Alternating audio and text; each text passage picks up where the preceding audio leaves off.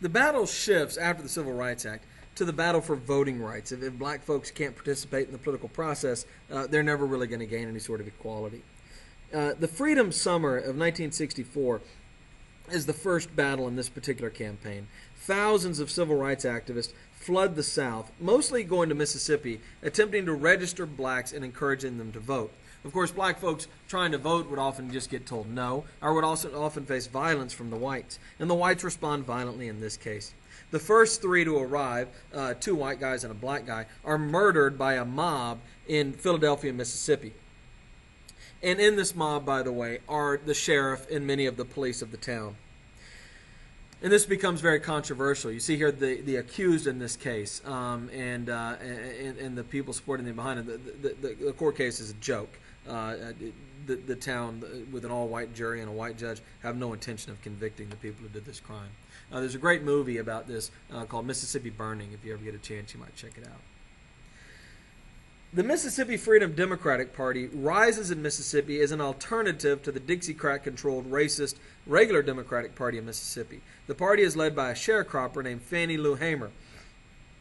And they send delegates to the 1964 Democratic National Convention, claiming that they represent the Democrats in Mississippi.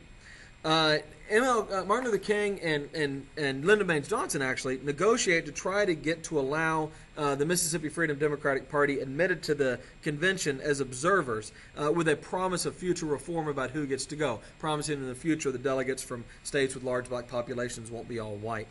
Many refuse this negotiation and walk out anyway. In my class, we'll look at this, but if you have a minute, you might pause it and read these quotes. They're really devastating from Fannie Lou Hamer, a sharecropper who gets herself involved in politics.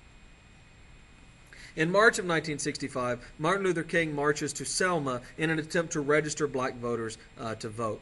The police attack him while the nation watches. Two white civil rights activists are killed, and the outrage leads to the passage of the Civil Rights Act of 1965, which is usually called the Voting Rights Act of 1965. Incidentally, conservatives right now, I don't know what's going to happen, it's April of 2012, are trying to get the Voting Rights Act of 1965 struck down. They're trying to get rid of it.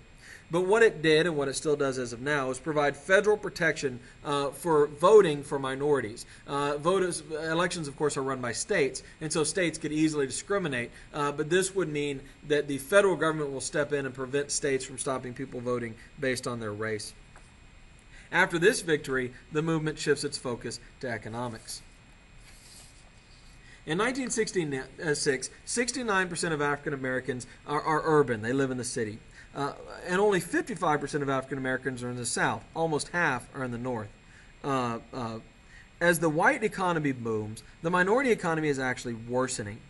Half of non-whites live in poverty. And Southern resistance leads to the desegregation of the North. Civil rights leaders demand proof that blacks are being hired. They say it's not enough to say you will hire blacks. You have to show us black folks are being hired.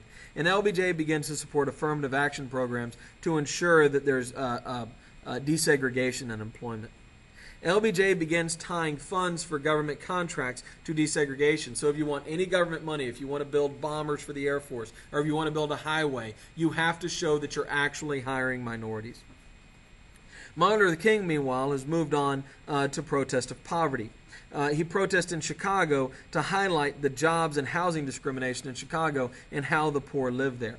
Whites respond violently, and we have a significant riot in Chicago. The media ignores this. They seem to be interested in the civil rights struggle, but not really interested in the struggle to end poverty. And Martin Luther King faces his first real significant failure.